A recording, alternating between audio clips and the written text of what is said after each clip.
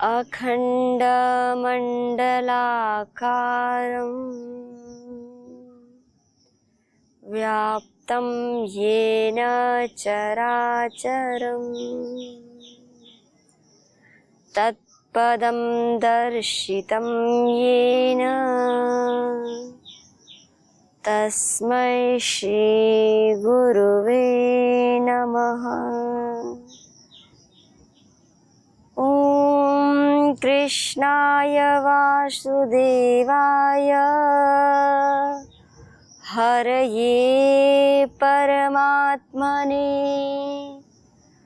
प्रणतः क्लेशनाशाय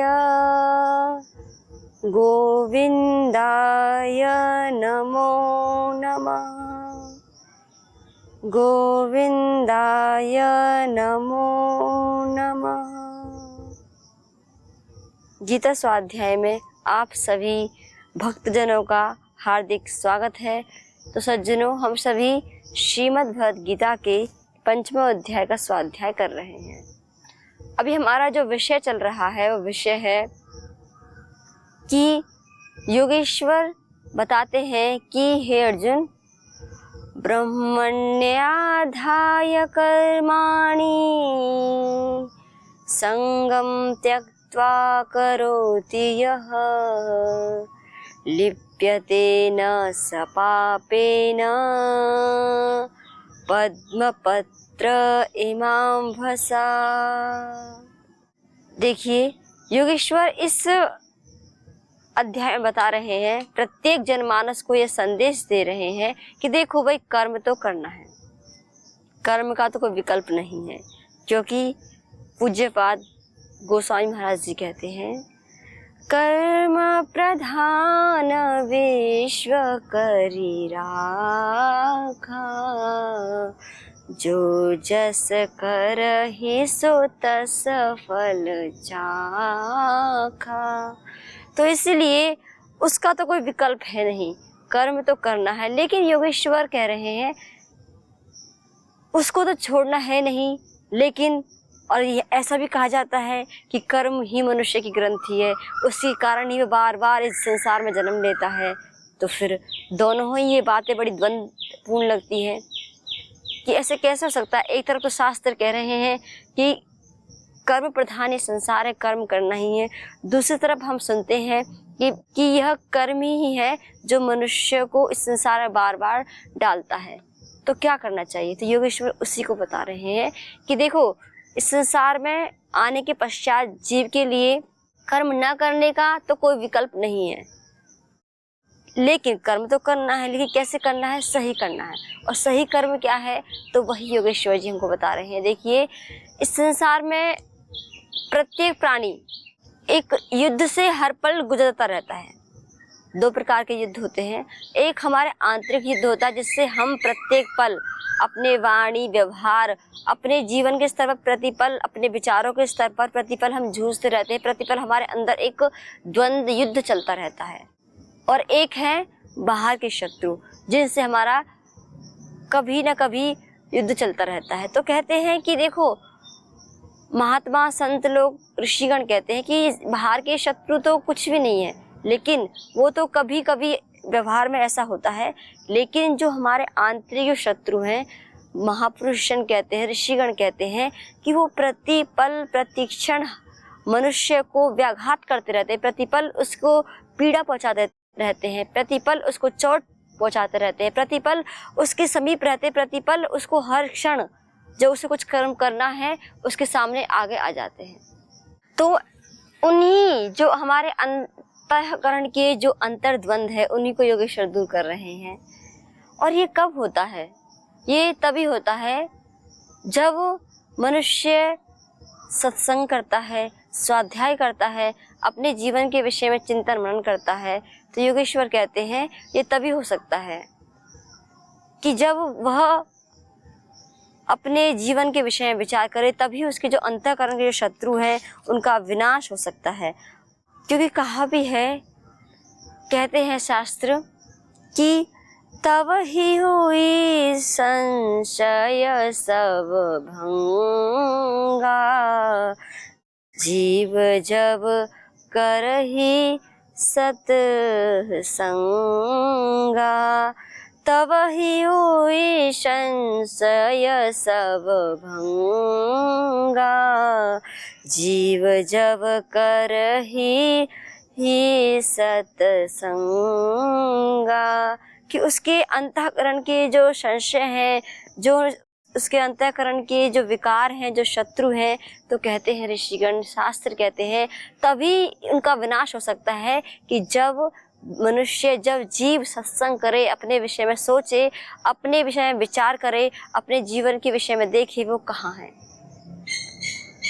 तभी हो सकता है ये। और योगेश्वर तो हमें बता रहे हैं कि कैसे हम अपने कर्मों को उस भगवान के लिए करें, क्योंकि कह रहे हैं ब्रह्मण्याधाय कर्माणि संगम त्यक्त्वा करोति है। क्योंकि इस श्लोक के माध्यम से योगेश्वर बताना चाह रहे हैं कि कैसे मनुष्य इस संसार में रहते हुए भी वह उस परम पिता परमात्मा के साथ अपना जो संबंध है वह जोड़ के रख सकता है, कैसे वो उसके साथ प्रतिपल रह सकता है। तो कहते कुछ नहीं है कि जो आपको उस परम पिता परमेश्वर द्वारा प्रदत्त जो आपके पास सामर्थ्य है, जो ऊर्जा है, जो प्रतिभा है, उसको क्या करना है, उसको केवल और केवल जो संसार के मनुष्य हैं उनकी सेवा में लगाना है। उसको कभी अपनी कामना पूर्ति के लिए, जो हमारी क्षणिक कामनाएं होती हैं उनकी पूर्ति के लिए लगाना तो व्यर्थ ही है। इसलिए कहा ब्रह्मण्य आधाय कर्माणि, की जो मनुष्य, जो साधक ईश्वर को ध्यान में रखते हुए अपने कर्मों का अनुष्ठान करता है, तो कहते हैं योगेश्वर आगे चल के कि फिर देखो अर्जुन, जैसे एक जो कमल का पत्ता होता है वो कीचड़ में रहते हुए, जल में रहते हुए भी उससे निर्लिप्त रहता है, ऐसे ही इस प्रत्येक साधक के लिए जो संसार है ये क्या है, कीच के समान ही तो है।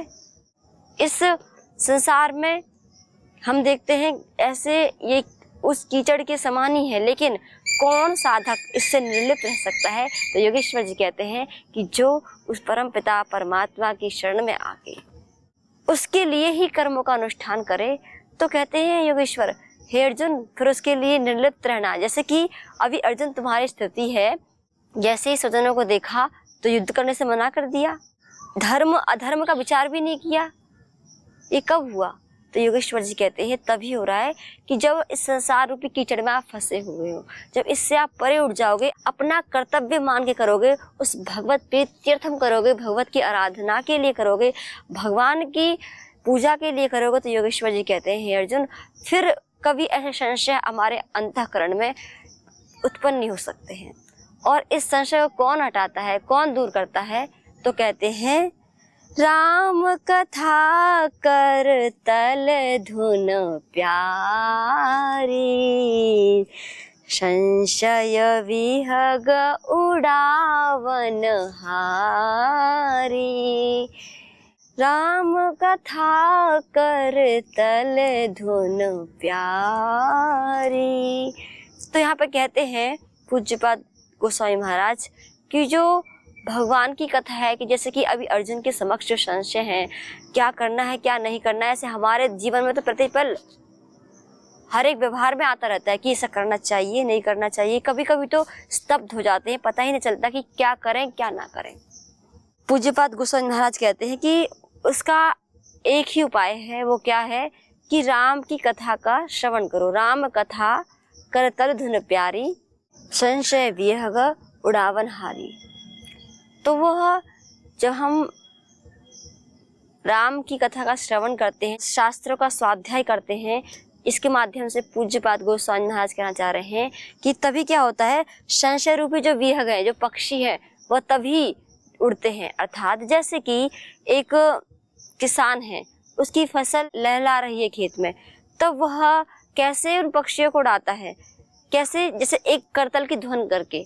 तो ऐसे ही बताना चाह रहे हैं कि जैसे एक साधक है, उसके अंतःकरण में प्रतिपल संशय है, प्रतिपल बाधाएं हैं, करना क्या है समझ में नहीं आ रहा है, तो क्या कह रहे हैं पूज्यपाद गोस्वामी महाराज जी कि क्या करो, भगवान की शरण में जाओ। उनका जीवन देखो कि उनके जीवन में भी तो कुछ ना कुछ बाधाएं आई थी। जब प्रतिपल जो बाधाएं आई, जो संशय आए, जो क्या करना क्या नहीं करना है, तब उन्होंने किस पथ को अपनाया, उनको देखकर। क्योंकि इसलिए शास्त्रों का हमें स्वाध्याय करना चाहिए कि हमें उससे दिशा मिलती है, निर्देश मिलता है कि अगर हमारे जीवन में भी ऐसा ऐसा कुछ होता है तो हमें क्या करना है, क्या नहीं करना है। ये सारा निर्देश हमें शास्त्रों से मिलता है।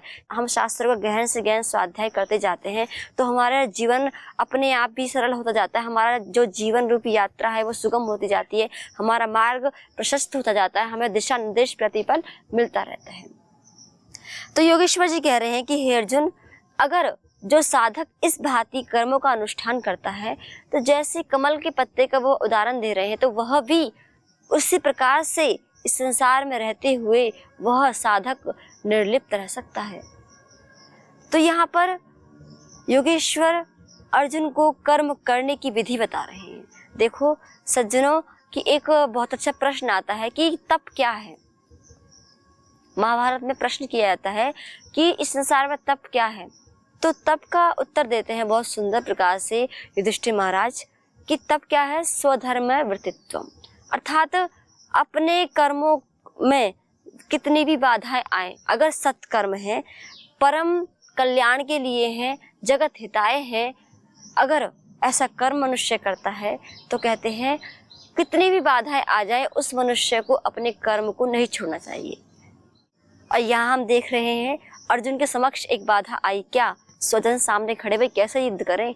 तो वह बता रहे हैं योगेश्वर कि जैसे अपने कर्म से कभी डिगना नहीं है, और कब हो सकता है सज्जनों, ये तभी हो सकता है जब हम भगवत अर्पित बुद्धि से करें, अर्थात हम एक तरह से कहें कि हम सेवा भाव से करें, हम उस परम पिता परमात्मा के लिए करें। देखो कर्म तो करना है, कर्म करना है और ये भी पता है कि उसका फल भी मिलना है, लेकिन हम क्या करते हैं, हम सामान्य मनुष्य, हमारी एक ऐसी प्रवृत्ति मनोवृत्ति बनी हुई है कि हम उसके जो फल है उस पर हमारी दृष्टि चली जाती है। कर्म पे दृष्टि कम होती है, फल पे अधिक दृष्टि होती है।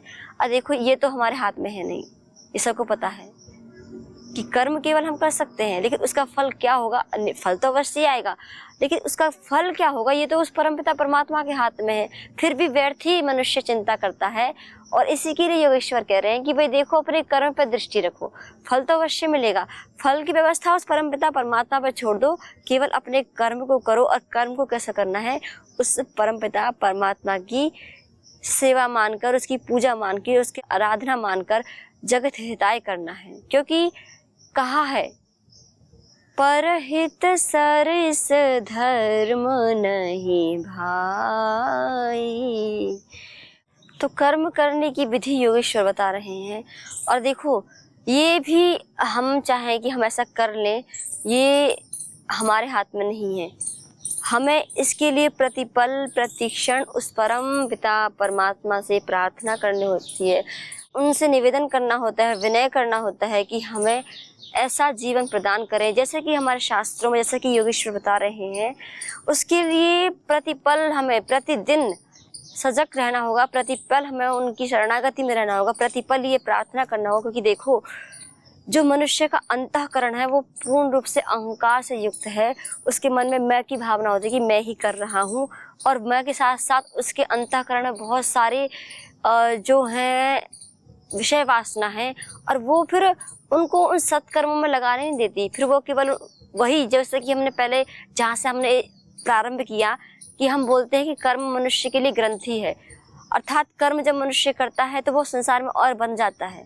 तो वो इसी कारण से बन पाता है जब हम की भावना होती है, और जब अपने आप को ही हम कर्ता समझते हैं, और जब हम कर्मों का अनुष्ठान अपने भावनाओं को पुष्टि करने के लिए, उनकी पुष्टि करने के लिए करते हैं, तभी ये हो पाता है। लेकिन जब एक साधक ऐसे प्रार्थना करे भगवान से, जैसे कि एक भक्त ने कहा है, दीन दास हूँ द्वारका सेवा दे कर दान, सेवा सदन बनाइए मुझको हे भगवान। प्रतिपल उस परम पिता परमात्मा की शरणागति में मनुष्य को रहना होता है। और जैसे एक भक्त प्रार्थना कर रहा है कि दीन दास हूँ द्वार का, कि हे परमपिता परमात्मा मैं एक दीनहीन, मैं आपका दास का द्वार हूँ और क्या मांगने आया हूँ। सोचिए, संसार के लोग अपने लिए ही मांगते रहते हैं, लेकिन एक भक्त क्या मांग रहा है, क्या सेवा देकर दान। और क्या करो, सेवा सदन बनाइए, कि जो मेरा शरीर है ना, इसको सेवा रूपी घर ही बना दीजिए। और क्या करना है, मुझको हे भगवान, हे परमपिता परमात्मा मेरे जीवन को ऐसा बना दीजिए। देखो, जो कर्म है वो हमारी क्या है, फर्स्ट सीढ़ी है। पहली एक तरह से बोले कि वो इस जिसको अपने जीवन रूपी यात्रा में बहुत ही आध्यात्मिक रूप से उन्नति प्राप्त करनी है, तो उसके लिए महापुरुष सभी शास्त्र कहते हैं कि उन सभी साधकों के लिए जो कर्म है ना, वो एक फर्स्ट क्लास के समान है। जैसे एक कक्षा प्रथम होती है, उसके बिना जो शास्त्र है, विद्यार्थी है, वो कभी आगे जो जितनी भी क्लास है उसको पास किए बिना वो नहीं चलता है। ऐसे ही जब तक मनुष्य कर्म रूपी जो उसकी फर्स्ट क्लास है, प्रथम कक्षा है, उसको पास नहीं कर लेता है, तब तक उसकी जो आध्यात्मिक रूपी जो और आगे आने वाली जो यात्रा है वो उसकी सफल नहीं हो पाती है। एक तरह से जो हमारा कर्म है वो क्या है, वो हमारा मार्ग है। और लक्ष्य क्या है भाई, हम जब किसी मार्ग पर चल रहे होते हैं तो हमारी कोई मंजिल होती है, तो लक्ष्य क्या है, तो कहते हैं लक्ष्य क्या है, लक्ष्य है परमात्मा अर्थात कल्याण, अर्थात कहें परहित करना।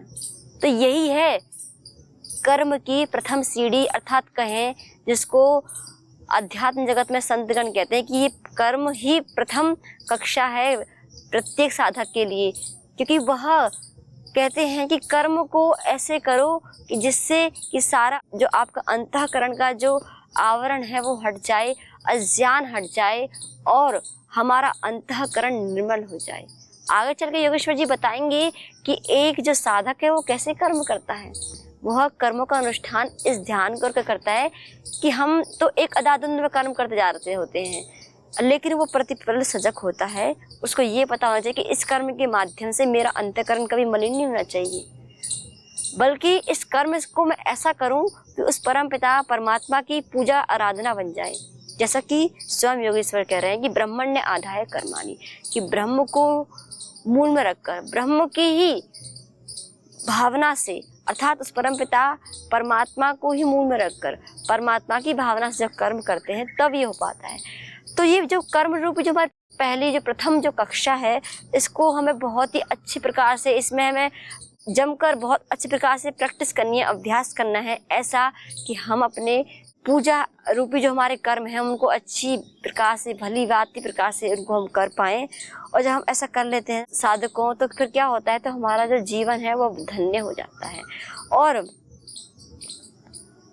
फिर हमें इसके लिए बार बार फिर वही प्रार्थना बिना ये सब नहीं हो पाता है। उस परम पिता परमात्मा से इसके लिए बार बार प्रेयर करनी पड़ती है। और इसके लिए कि हम भूले ना कि हम किस लिए इस संसार में कर्मों का अनुष्ठान कर रहे हैं, उसके लिए उस परम पिता परमात्मा से हम प्रार्थना वंदन करते हैं। तो क्या कहता है एक भक्त, मुझे भरोसा राम तू दे अपना मूल, रहूं मस्त निश्चल कभी न जाऊं भूल।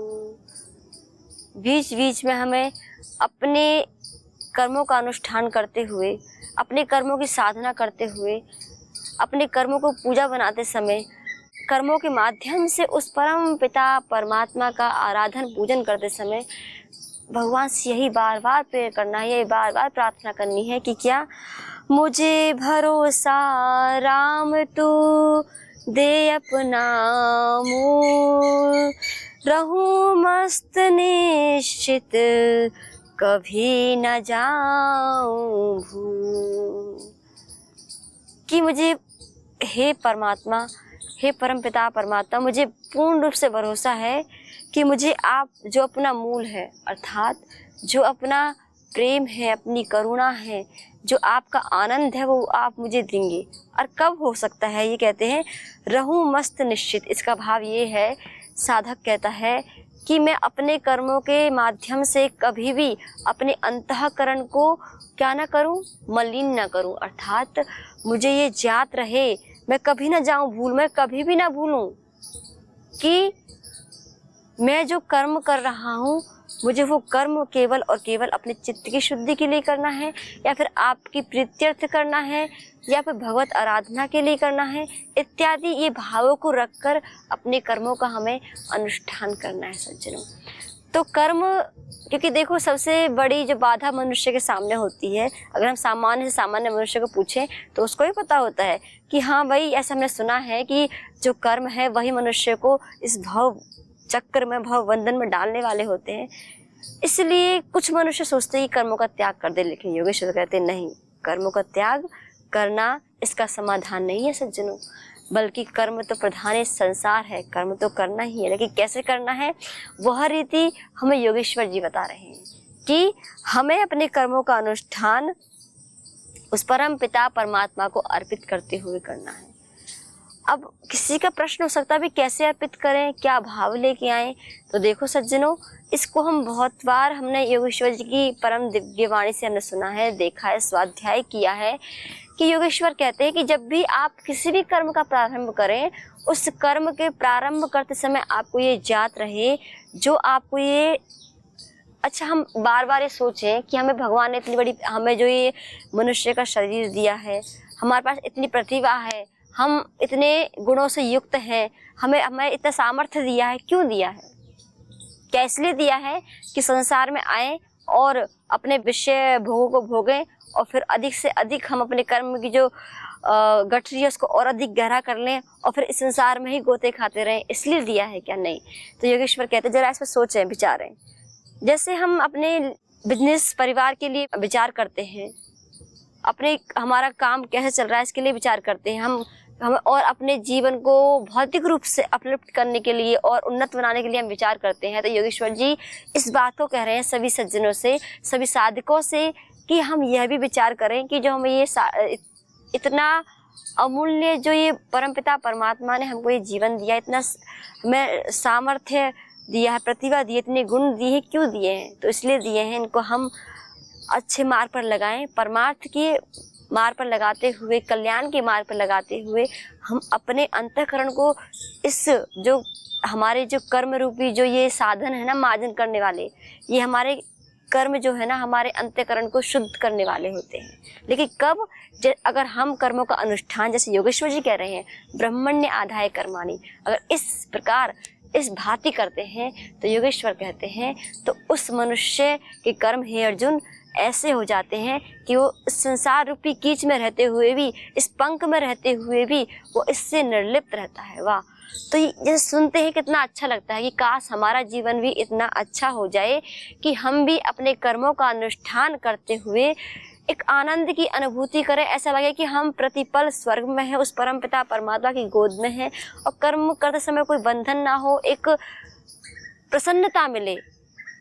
अगर किसी के जीवन में ऐसा है कि कर्म करने के पश्चात एक गहरी प्रसन्नता होती है, अब वो उसी को ही हो सकती है सज्जनों, जो योगेश्वर जी की बताई हुई विधि के अनुसार अपने कर्मों का अनुष्ठान करते हैं। तो वो कर्म करते हुए प्रसन्न रहते हैं, निर्लिप्त रहते हैं और आनंदित रहते हैं, और कर्म को बड़े ही अपनी जो उनका कर्तव्य कर्म है उसको बहुत ही अच्छी प्रकार से करते हुए उस परम पिता परमात्मा को सौंप देते हैं और निर्भर रहते हैं। तो आइए सज्जनों, हम भी जो आज योगेश्वर का संदेश है, क्या संदेश है कि हम अपने कर्मों को भगवान को अर्पित करते हुए करें, और ये भाव तभी हो सकता है जब हमारे अंतःकरण से कर्तापन का, कि मैं कर रहा हूँ, यह अहंकार मिट जाए। वह जो सारा का सारा जो शक्ति, सामर्थ्य, ऊर्जा, जो प्रतिभा है वो उसकी दी हुई है, तो उसी की सेवा में लगाना। जब ये भाव अंतःकरण से पूर्ण रूप से अंतःकरण में बैठ जाता है और इसी भाव से कर्मों का अनुष्ठान किया जाता है, तो फिर साधक इस जगरूपी पंख में रहते हुए भी वह उससे निर्लिप्त हो जाता है। तो आइए सज्जनों, हम भी उस परम पिता परमात्मा से यही वंदन, प्रार्थना, निवेदन करते हैं कि हे ईश्वर, हमारे अंतःकरण को भी आप ऐसा बना दीजिए, हम भी अपने कर्मों को ऐसा ही करें, हम कभी भी इस बात को ना भूलें। इसलिए बार बार यह प्रार्थना करें, मुझे भरोसा राम तू दे अपना मूल, रहूं मस्त निश्चित कभी न जाऊं भूल। तो हम उस परम पिता परमात्मा से यही वंदन प्रार्थना करते हैं कि हमारे पास वह सामर्थ्य नहीं है प्रभु, आप वह सामर्थ्य दीजिए कि हम अपने प्रत्येक कर्म को आपकी पूजा आराधना बना सके। तो आइए योगेश्वर जी की इस परम दिव्य वाणी को आज हम यहाँ विराम देते हैं। पुनः हम विचार करेंगे कि योगेश्वर जी हमारे जीवन को और उन्नत करने के लिए, हमारे जीवन से सारी दुविधा और संशय को मिटाने के लिए, हमारे जीवन को एक परमार्थित लगाने के लिए और क्या क्या अपने अनमोल वचन बताते हैं, इसको हम आगे आने वाले एपिसोड में देखेंगे। तो आप सभी को ओम